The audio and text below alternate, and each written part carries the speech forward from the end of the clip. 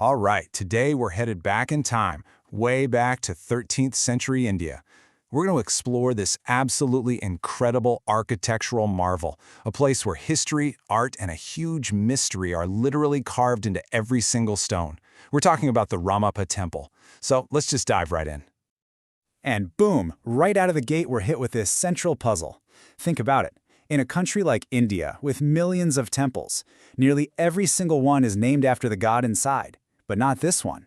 This one is famous for being named after the guy who built it. So how on earth does an artist's name become more powerful than a god's? That's the big question we're going to tackle. Okay, so first things first, let's really dig into this name, because you gotta understand just how strange this is to really get the whole story. So to be fair, the temple does have an official name, the Ramappa Temple. It's dedicated to Lord Shiva, and you'll find it in a place called Palampet, which back in the day was a pretty happening spot under the Kakatiya Dynasty. But here's the thing, almost nobody calls it that. And this is the real kicker. Tradition says the name honors the god, period. But here, everyone, from locals to historians, even its UNESCO World Heritage title, calls it the Ramappa Temple. It's named after the Stapathy, the chief architect. Now you have to remember, this was a time when artists were pretty much anonymous. So for a creator's name to eclipse not just the king who commissioned it, but the god it was built for, it didn't happen. It's this massive historical puzzle that just makes you ask, what was so incredible about this guy's work? So to start finding some answers, we've got to go back to Ramappa's world. We're talking about the time of the Kakatiya Dynasty, which was, a real golden age for art and architecture. And this timeline really shows you the sheer scale of what they were doing. Construction kicks off in 1213 CE, right? And it took, get this, 40 years to finish. 40! I mean, just let that sink in. That's not a project. That's someone's entire life's work, maybe even more than one generation. It's just a mind-blowing testament to their dedication and a totally singular vision. So what did they get after all that time and effort? Well, it's pretty much considered the absolute peak of Kakatiyan art. Not just one of the great temples, but the brightest gem. All right, so let's start looking at the proof. What exactly makes this place shine so bright? Okay, let's peel back the first layer of Ramappa's genius by looking at the architectural blueprint. Right off the bat, the design is just so clever. The whole thing sits on this cool, star-shaped platform. Yeah, it looks amazing, but it also serves a purpose. It creates a path for people to walk around the temple.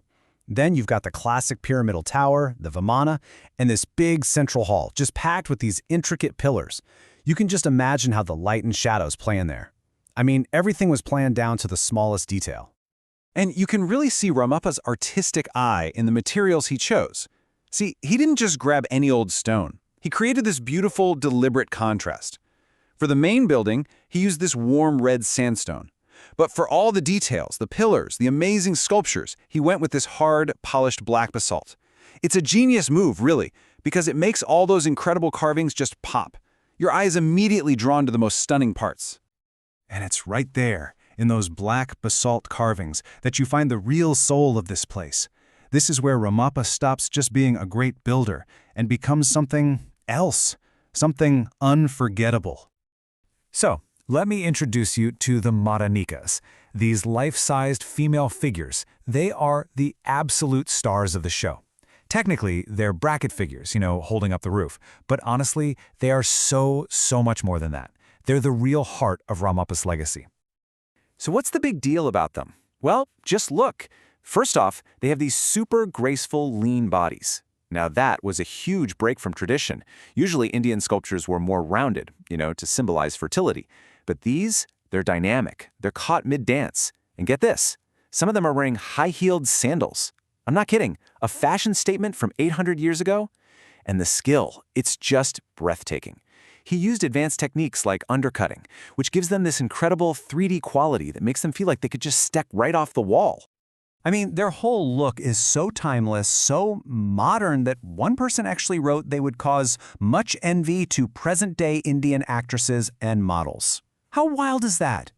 It's an 800-year-old idea of beauty that is still completely relatable today. But the story of Ramappa's genius doesn't end there, frozen in stone. No way. Incredibly, his work actually reached across hundreds of years to bring a lost art form back to life. So here's how it went down. These amazing sculptures, They're actually showing poses from an ancient warrior dance, the Parini Sivatandavam. For centuries, the dance was completely lost to time, gone. But then, in the 20th century, this dance expert, Nataraja Ramakrishna, he came along and studied these exact sculptures. He used them like a manual, a blueprint, to piece together and completely revive the entire dance for the modern world. I mean, it's literally a dance reborn from stone. Amazing. Okay, so this brings us all the way back to our big question. After seeing the incredible architecture, the groundbreaking art, and this amazing living legacy, I think we can finally start to put the puzzle pieces together. So why is it the Ramappa Temple? Because at the end of the day, his vision was just overwhelming. This wasn't just another well-built temple. It was a masterpiece of design, a brilliant use of contrasting stones. It had art so unique, so alive, that it just blew past all the rules of the time. The artist and his creation became one and the same. And that statement was so powerful, it managed to overshadow everyone, even the gods and kings. You see, the final answer isn't written down in some old book. It's right there, in the stone itself. The work was so incredible, so one of a kind, that for centuries, people just decided. They decided the creator's name was just as important as the gods. The creation was so extraordinary, it made the creator eternal. And that really leaves us with one last thing to think about. The story of Ramappa, it's more than just a temple, right? It's about the sheer power of human creation. And it really makes you wonder, what does it take for an artist's legacy to become so powerful that it actually rewrites history?